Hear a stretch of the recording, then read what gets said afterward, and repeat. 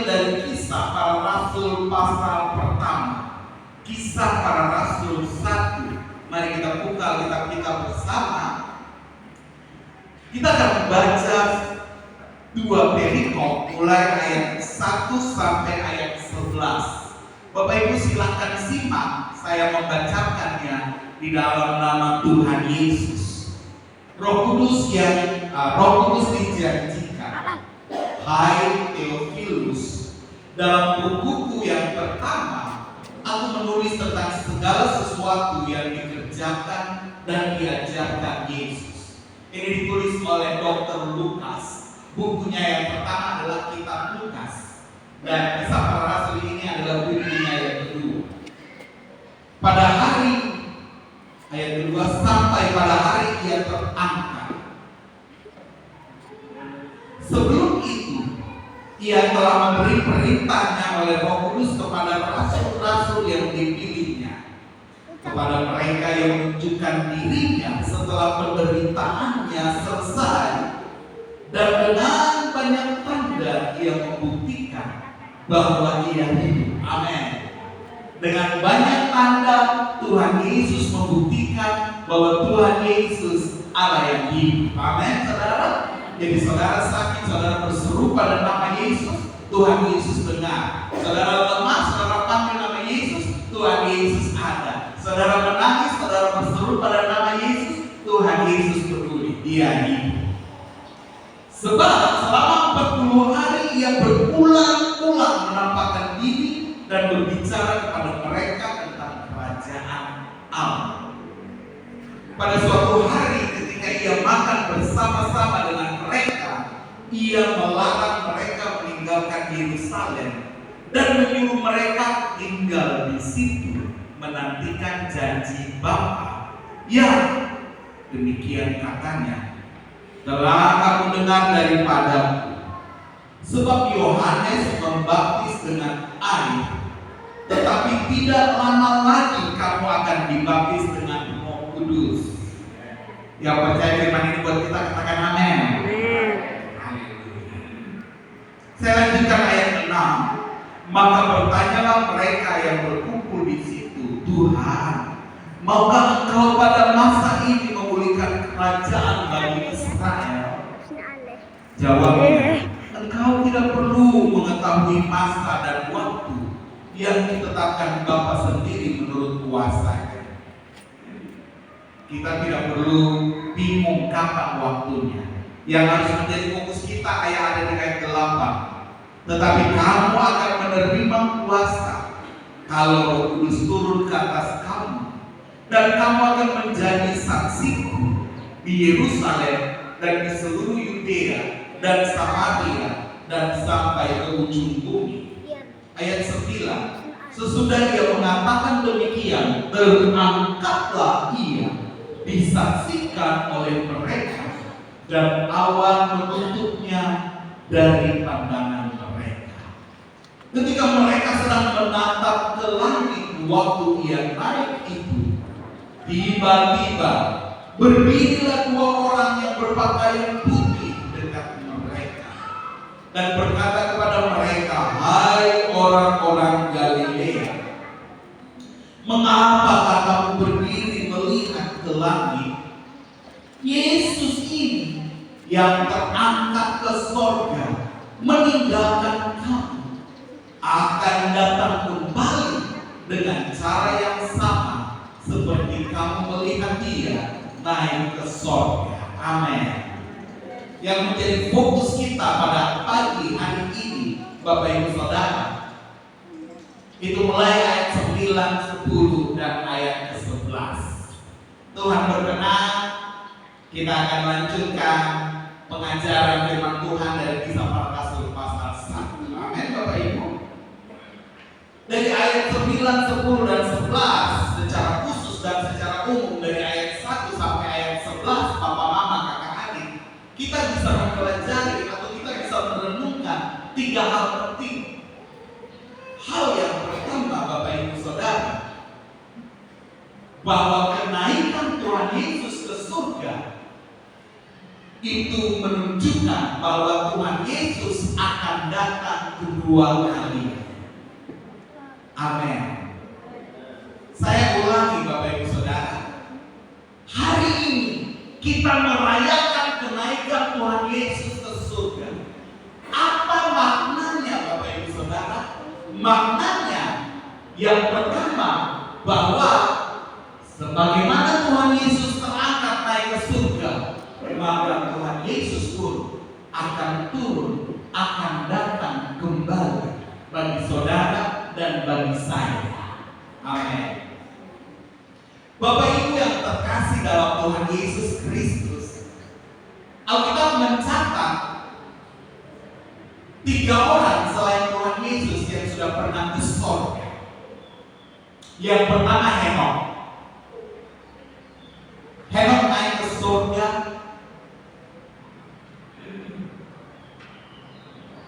dan Alkitab tidak mencatat bahwa mereka akan kembali lagi.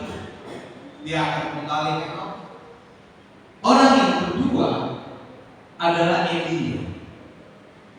Elia juga naik ke surga, dijemput oleh kereta yang ditunggangi oleh para malaikat. Elia.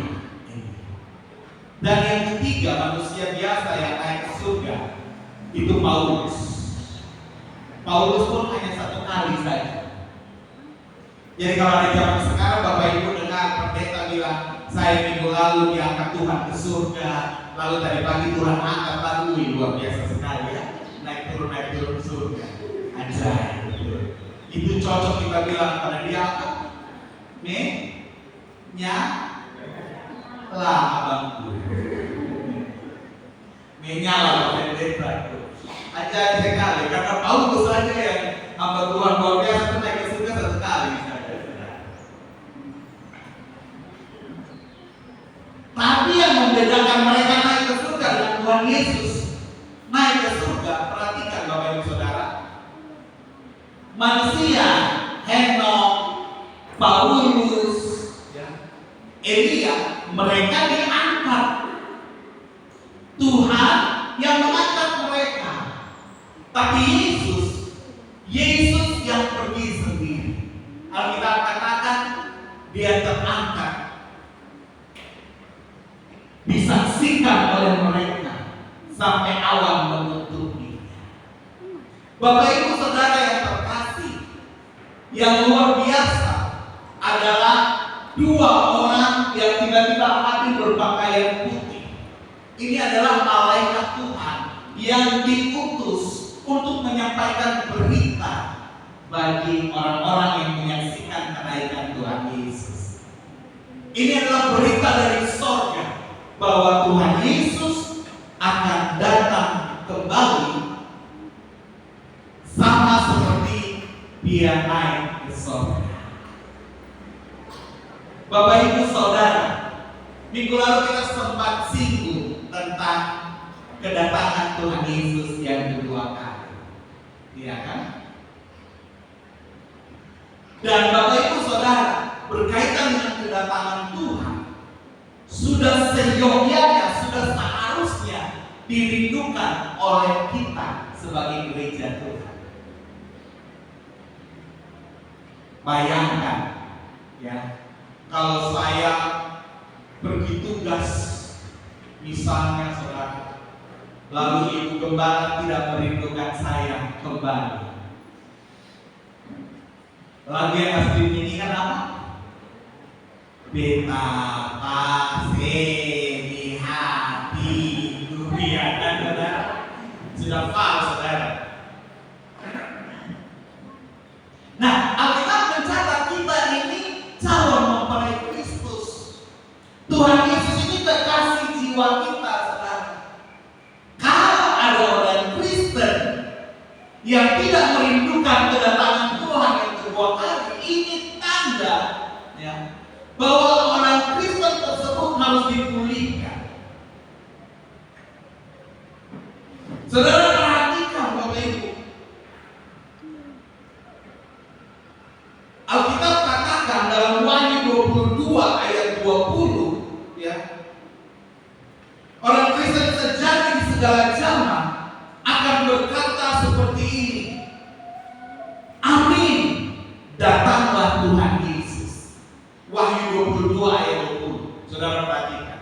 Tuhan Yesus katakan, aku datang segera. Lalu orang-orang Kristen bilang, amin, datanglah Tuhan Yesus. Iya kan? Jadi Bapak Ibu Saudara, hari ini berkaitan dengan makna pertama tentang kenaikan Tuhan Yesus, bahwa Tuhan Yesus akan datang kedua kali.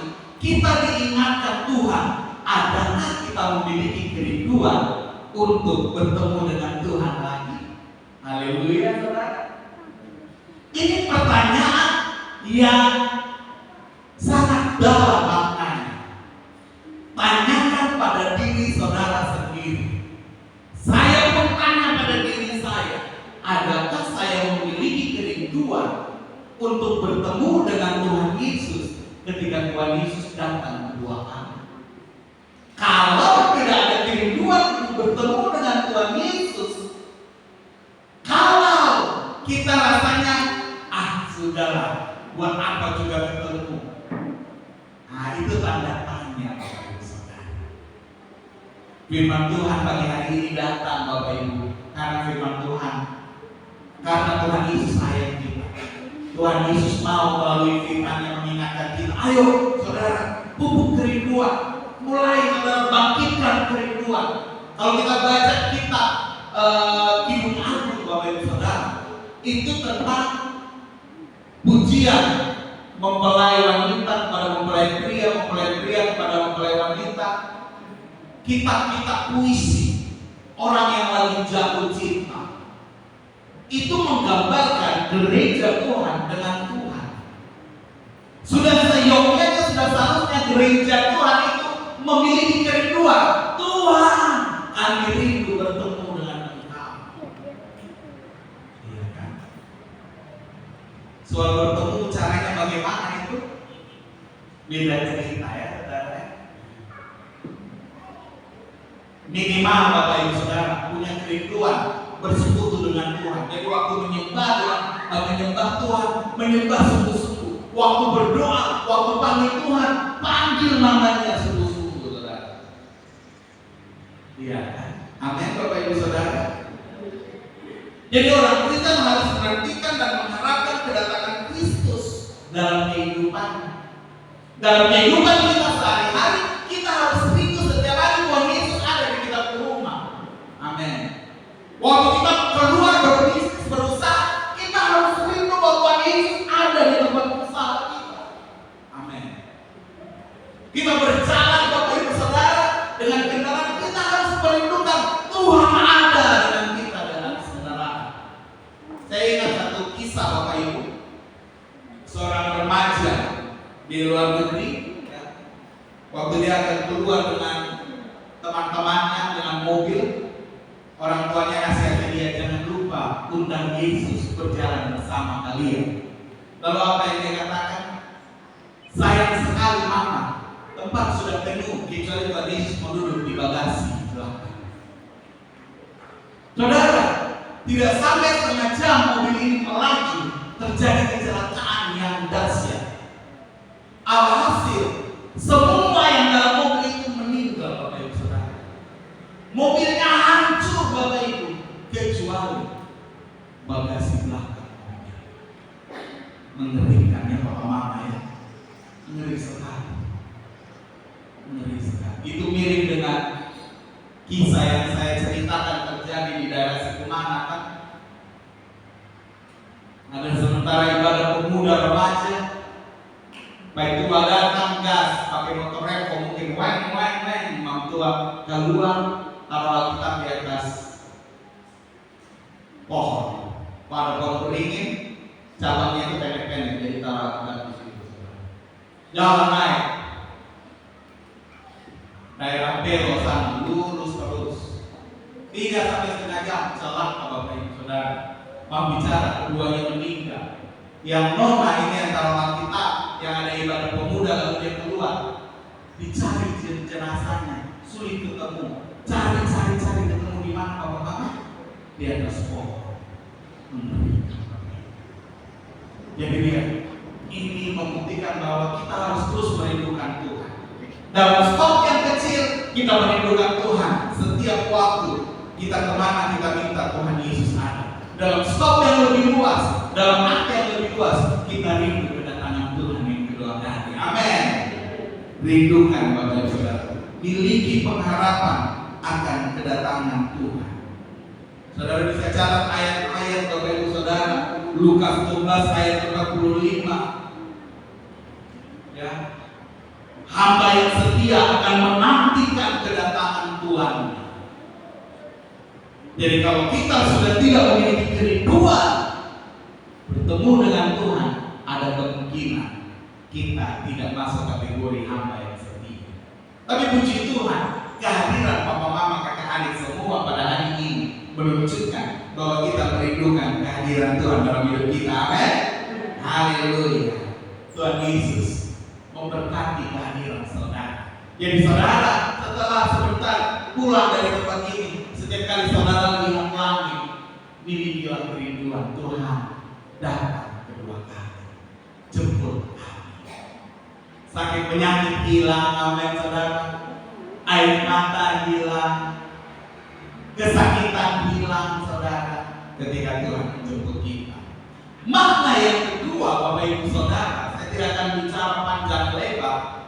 Makna yang kedua tentang kenaikan Tuhan Yesus ke surga, itu dapat kita temukan dalam nasihat malaikat kepada orang-orang yang menyaksikan kenaikan Tuhan Yesus. Apa nasihat malaikat itu? Saudara perhatikan ayat 11. Hai orang-orang Galilea, mengapa kamu berdiri melihat ke langit? Terjemahan bahasa Yunani dan bahasa Inggris itu begini saudara bunyinya. Hai orang-orang Galilea, kenapa kamu hanya berdiri melihat ke langit? Jadi saudara, katakanlah kita saudara ini tidak sampai 100 orang. Saya lihat ada kursi kosong. Katakanlah kita saudara, hari ini kita melihat Yesus naik ke surga, maka firman yang sama akan datang kepada kita. Hai jemaat Tuhan, kenapa kamu hanya melihat, menatap kenaikan Tuhan Yesus ke surga? Maknanya apa Bapak Ibu Saudara? Maknanya adalah kita tidak boleh menjadi orang Kristen yang pasif, yang hanya melihat Bapak Ibu Saudara. Tidak bisa Bapak Mama, tidak bisa.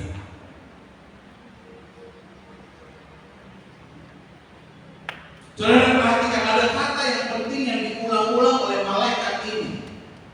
Langit dan surga di ayat 11. Jadi 4 kali dikatakan langit, langit, surga, surga. Itu adalah tujuan kita, amin Bapak Ibu Saudara. Tujuan kita. Tapi kenyataannya ada orang Kristen Bapak Ibu Saudara hari-hari ini yang hanya melihat saja, menantikan kapan sampai di surga. Hal seperti ini tidak boleh terjadi. Makna kedua dari kenaikan Tuhan Yesus adalah kita tidak bisa pasif, hanya melihat saja. Itu bercerita, atau itu mengerti, itu mempunyai makna pasif, hanya pasif.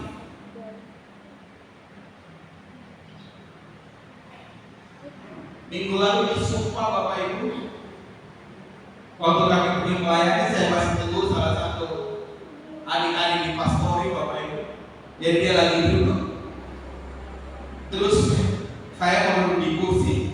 Ya Bapak Ibu lihatlah, saya punya ukuran perut begini kan, jadi kalau kursinya tidak kuat itu takut patah ya saudara.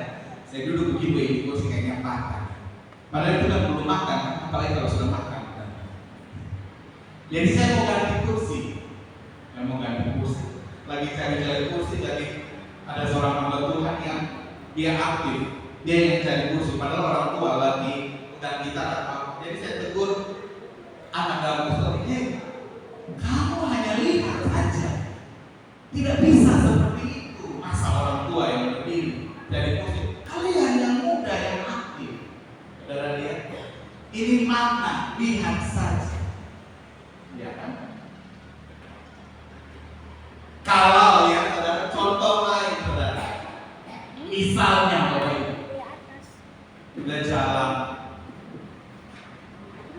ada sampah di situ, 2 orang. Yang satu hanya lihat, terus yang satu bergerak ambil sampahnya. Mana yang bisa dikatakan aktif, saudara? Yang hanya melihat atau yang langsung bergerak pilih sampah, Bapak Ibu? Yang langsung bergerak pilih sampah. Ini makna dari perkataan malaikat, Bapak Ibu. Dilihat dari bahasa aslinya.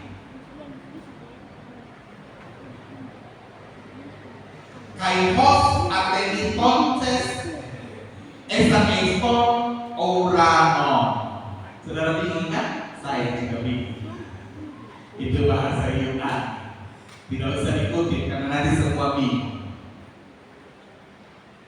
Sebenarnya begini Bapak Mama kakak, sah-sah saja, boleh-boleh saja murid-murid merindukan Tuhan Yesus kok. Mereka menantang, ya kan? Kamu seperti kalau ibu gembala merindukan saya kan, dia tatap foto saya terus kan, saudara.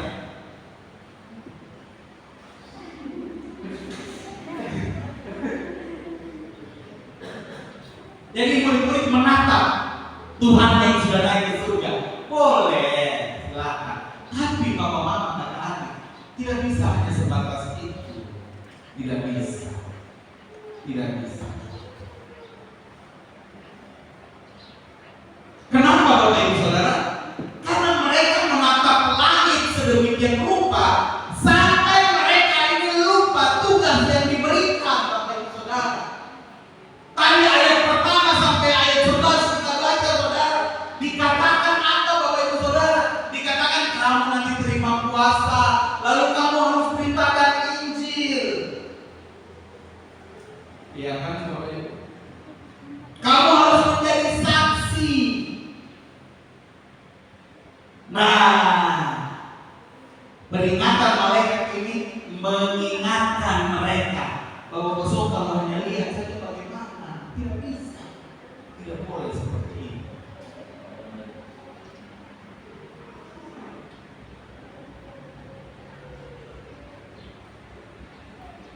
Visi yang Tuhan berikan untuk murid-murid ini bukan bernostalgia.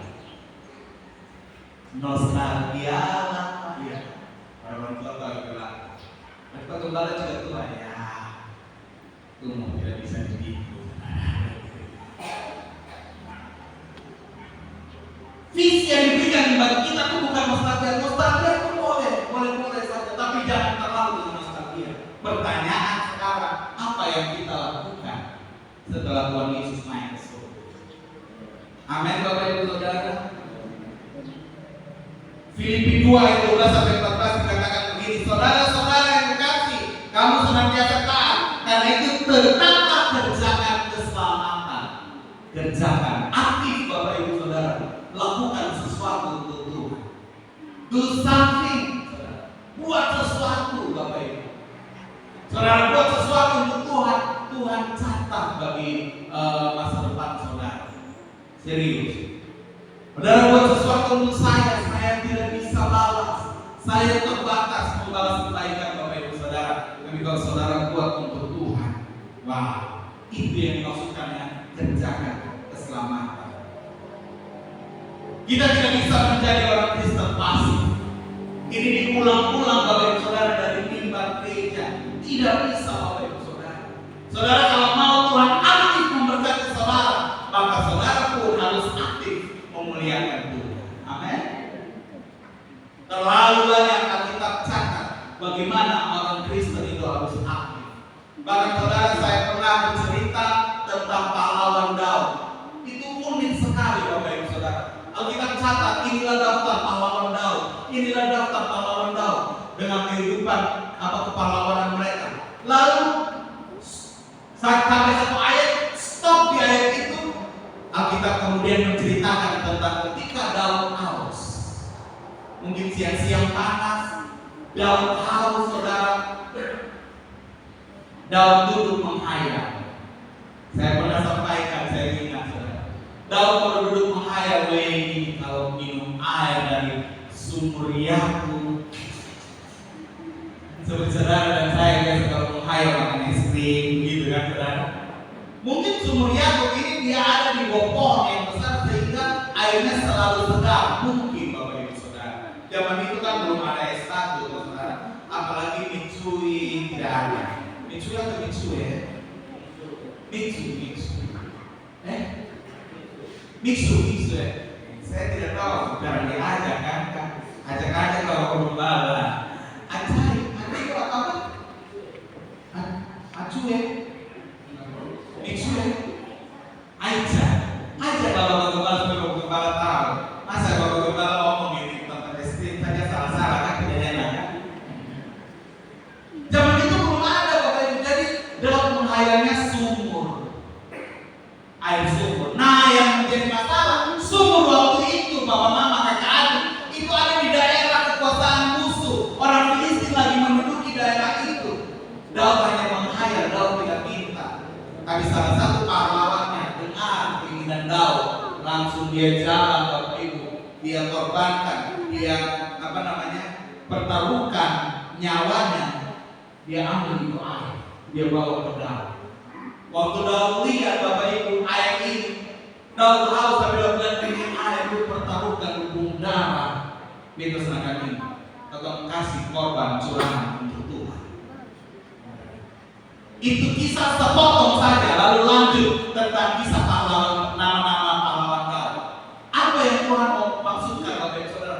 Tuhan mau kasih tahu begini Saudara, panglima kita adalah Tuhan Yesus Kristus. Saudara dan saya adalah pahlawan Tuhan, amin. Katakan pada diri kita, saya ini pahlawan. Ayo katakan sama dalam nama Yesus 2, 3, saya ini pahlawan. Saya ini pahlawan. Itu sebabnya Bapak Ibu, Alkitab katakan seorang pahlawan harus aktif sama seperti pahlawannya Daud. Aktif Bapak Ibu Saudara, pikirkan sesuatu yang dapat kita lakukan untuk kemuliaan Tuhan. Harus aktif Bapak Ibu. Jangan jadi gereja yang tidur, jangan Bapak Ibu Saudara. Jangan jadi gereja yang pasif, jangan Bapak Ibu Saudara. Jadilah gereja yang aktif. Kenapa Bapak Ibu? Katakanlah kita hidup 70 tahun, 80 tahun. Selama itu ketika kita aktif 80 tahun, maka kita sedang mempersiapkan mahkota kita di surga. Amin saudara. Makanya firman Tuhan minggu lalu dikatakan Tuhan sengaja menunda kedatangannya supaya apa? Supaya saudara dan saya punya kesempatan untuk mengerjakan keselamatan kita, untuk aktif, untuk melakukan sesuatu bagi Tuhan. Dan yang ketiga yang terakhir yang tidak kalah penting Bapak Ibu Saudara, maka kenaikan Tuhan Yesus ke surga adalah agar hidup kita terus dipenuhi oleh Roh Kudus.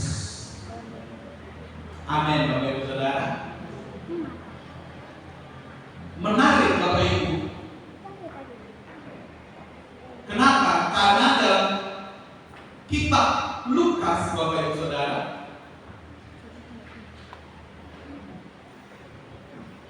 maksud saya dalam kitab Kisah Para Rasul yang ditulis oleh Dr. Lukas ini, Lukas mengaitkan kenaikan Tuhan Yesus dengan pencurahan Roh Kudus. Pasal 1 judul perikopnya Roh Kudus yang dijanjikan. Kenapa Bapak Ibu Saudara? Karena Roh Kuduslah yang dapat menolong kita, yang menggerakkan kita untuk kita bisa aktif. Amin. Roh Kuduslah yang membuat kita setia menanti kedatangan Tuhan kedua kali. Roh Kuduslah yang akan memampukan kita untuk tetap mengiring Tuhan walaupun kita suka sulit. Roh Kuduslah penolong kita untuk kita dapat melayani Tuhan. Amin. Dan dikatakan engkau akan menerima kuasa. Kuasa dalam ayat ini menggunakan kata dunamos, bahasa Yunani.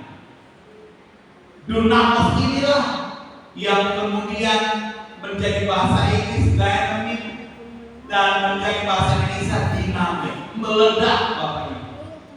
Aktif, bom yang aktif meledak. Jadi kalau kita dipenuhkan Roh Kudus, semangat kita akan Nah, berkaitan dengan Roh Kudus, Bapak Ibu, izinkan saya membaca Kisah Para Rasul 19 ayat 2. Ini unik, saudara. Ini yang terjadi di akhir zaman. Kisah Para Rasul 19 ayat 2. Katanya kepada mereka, ya, sudahkah kamu menerima Roh Kudus ketika kamu menjadi percaya? Akan tetapi mereka menjawab dia, belum. Bahkan, saudara perhatikan, kami belum pernah mendengar bahwa ada Roh Kudus. Ini contoh orang Kristen yang tidak mengalami pengalaman khusus dengan Roh Kudus, Bapak Ibu. Mereka tidak tahu bahwa ada Roh Kudus. Mereka tidak tahu bahwa Roh Kudus sudah masih bekerja sampai detik ini. Minggu lalu Bapak Kalita bersaksi, saudara, ya kan? Malamnya masih kesakitan, tangannya sakit sampai mempengaruhi mata kiri, kaki kirinya sakit, saudara. Malah pikir ini sudah stroke. Ya, anaknya marah. Mana yang Pak dia stroke? Jangan bilang Bapak stroke. Ternyata di malam itu, Bapak Ibu Saudara, hari Sabtu malam ketika suami istri dan anak-anak mereka sedang bicara, Tuhan pun Roh Kudus berbicara kepada hamba. Amin, saudara. Hambanya datang, langsung sampaikan seorang bapak yang sakit. Dan Bapak Talita menyaksikan setelah didoakan sakitnya sembuh sampai hari ini. Itu bukti karya Roh Kudus, Bapak Ibu Saudara. Roh Kudus masih bekerja sampai detik ini. Ada aliran-aliran teologi yang berkata bahwa manifestasi Roh Kudus hanya dibutuhkan pada masa lampau ketika Tuhan Yesus menyatakan dirinya. Saya mau kasih tahu, tidak benar. Kenapa, saudara? Karena ketika gereja mula-mula mereka melayani Tuhan, kita katakan Roh Kudus bekerja dengan dahsyat. Dan saya berdoa sampai detik ini pun Roh Kudus bekerja di tengah-tengah kita. Amin, Bapak Ibu Saudara. Tidak peduli organisasi gereja manapun, tidak peduli aliran teologi yang manapun, tidak peduli saudara, Bapak Ibu Saudara dari latar belakang manapun, setiap kita butuh Roh Kudus. Saya lanjutkan ayat 2. Bahwa kami belum pernah mendengar bahwa ada Roh Kudus. Ayat 3. Lalu kata Paulus kepada mereka. Sampai ayat 2 saja. Jadi Paulus bertemu dengan orang-orang Kristen yang tidak tahu ada Roh Kudus. Ilustrasinya mengenai Roh Kudus ini supaya saudara lebih memahami, Bapak Ibu Saudara, karena nanti kita akan bahas pada saat waktu yang lain. Ilustrasi mengenai Roh Kudus itu tercatat dalam Yeskiel 47 ayat 1 sampai ayat 10. Yeskiel 47 ayat 1 sampai ayat 10. Saudara perhatikan, saya tidak membacakan semua. Saya membacakan beberapa ayat saja. Yeskiel 47. Sungai yang keluar dari bait suci, air ini adalah salah satu lambang Roh Kudus. Saudara lihat,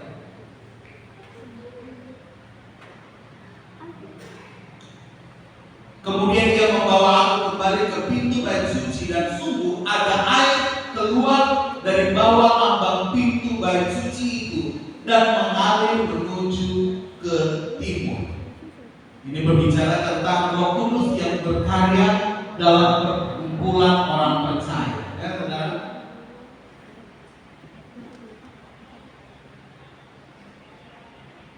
Lalu diiringnya aku keluar melalui pintu gerbang utara, dan di bawahnya aku berkeliling dari luar menuju pintu gerbang keluar yang menghadap ke timur. Sungguh air itu membual dari sebelah selatan, ya dari timur timur, selatan, saudara. Sedang orang itu pergi ke arah timur dan memegang tali pengukur di tangannya.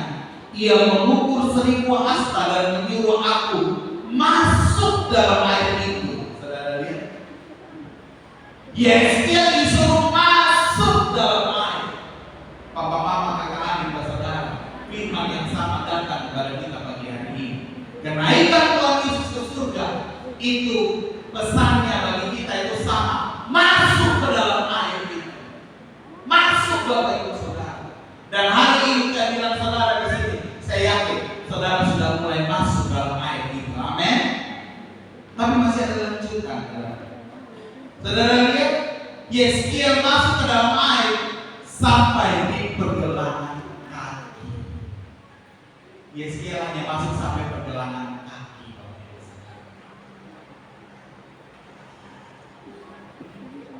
Lalu ayat 4 lagi, dan menyuruh aku masuk sekali lagi. Disuruh masuk lebih dalam lagi. Jangan sampai di mata kaki saja itu air, kau masuk lagi. Yeskiel masuk sampai di mana? Kita katakan lutut Bapak Ibu Saudara. Tidak berhenti sampai di situ Bapak Ibu Saudara. Ayat 4 dikatakan disuruh masuk lagi. Yeskiel masuk lagi sampai di pinggang Bapak Ibu Saudara. Ayat 5 disuruh masuk lagi. Kenapa sampai di pinggang saja?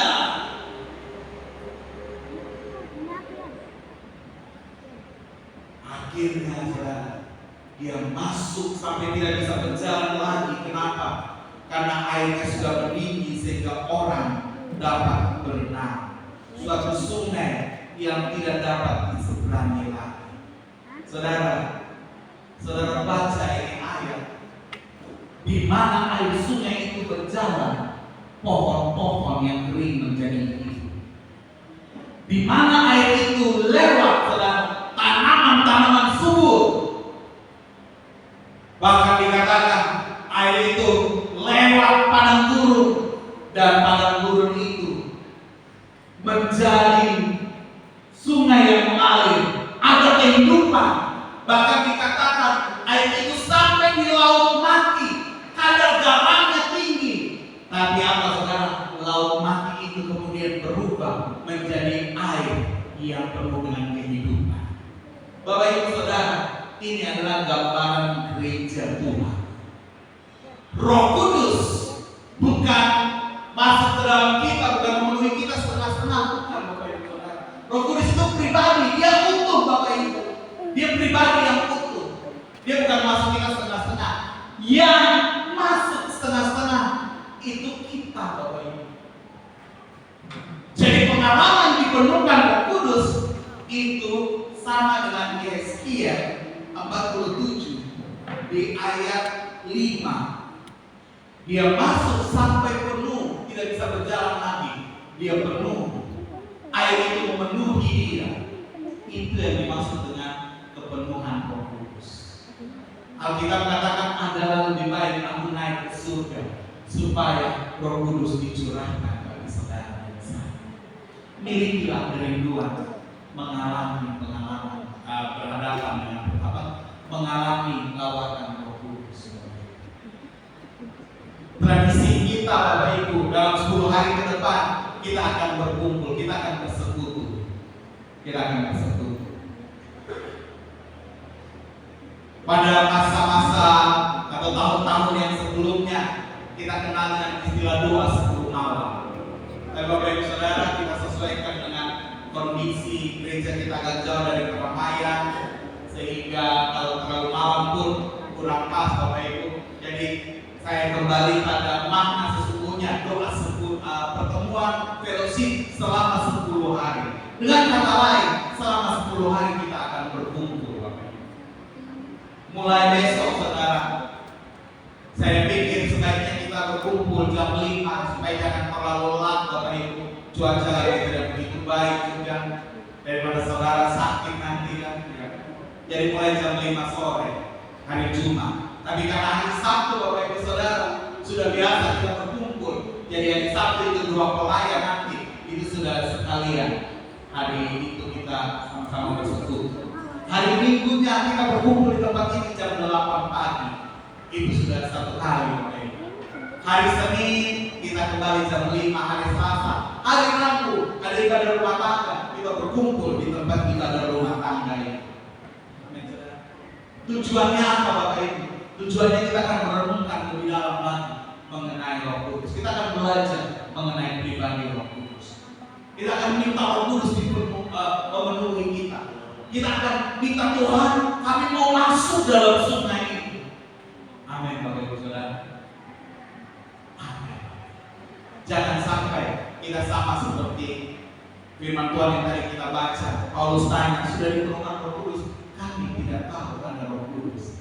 Itu tandanya orang tersebut mungkin ketika dia sudah terima Yesus, dia sudah masuk ke dalam air itu, tapi baru dimatakan. Sekarang kita lihat diri kita masing-masing. Di mana posisi kita? Apakah kita sudah di lutut atau masih di mata kaki? Atau puji Tuhan kita sudah di pinggang? Atau ada di antara kita yang sudah di dada, Bapak Ibu Saudara? Air itu. Kita yang masuk lebih dalam, bukan Roh Kudus yang masuk setengah-setengah, bukan Roh Kudus. Saya percaya nanti mulai besok dan seterusnya kita akan berhimpun, kita akan belajar lebih dalam lagi tentang pribadi Roh Kudus. 3 makna kenaikan Tuhan Yesus ke surga. Yang pertama, mengingatkan kita bahwa Tuhan Yesus akan datang 2 kali. Kedatangan Tuhan yang kedua kali untuk menjemput gereja, untuk memberikan kelepasan bagi kita. Ini adalah kerinduan itu. Amin Bapak Ibu Saudara.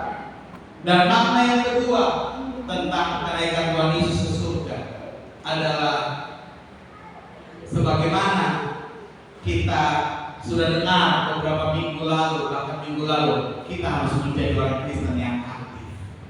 Masuk ke dalam air itu juga bicara tentang keaktifan kita. Amin. Dan makna ketiga, mari penuh dengan Roh Kudus. Jadilah gereja yang full mengalami pengalaman Roh Kudus. Apa yang Alkitab katakan kita alami. Alkitab, dalam Alkitab itu ada simbol-simbol, ada hal-hal yang perlu diterjemahkan secara tidak langsung. Tapi saudara, ada banyak hal juga yang perlu diterima apa adanya, termasuk mengenai Roh Kudus.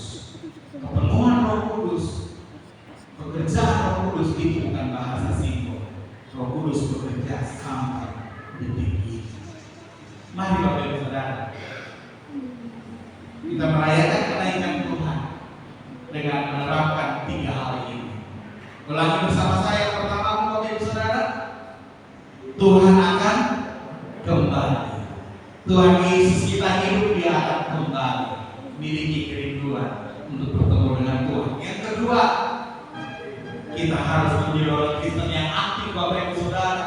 Alkitab katakan kita yang mempercepat kedatangan Tuhan dengan pemberitaan Injil, dengan bersaksi, dengan bawa jiwa. Dan yang ketiga, yang terakhir, kenaikan Tuhan ke surga adalah supaya kita penuh dengan Roh Kudus.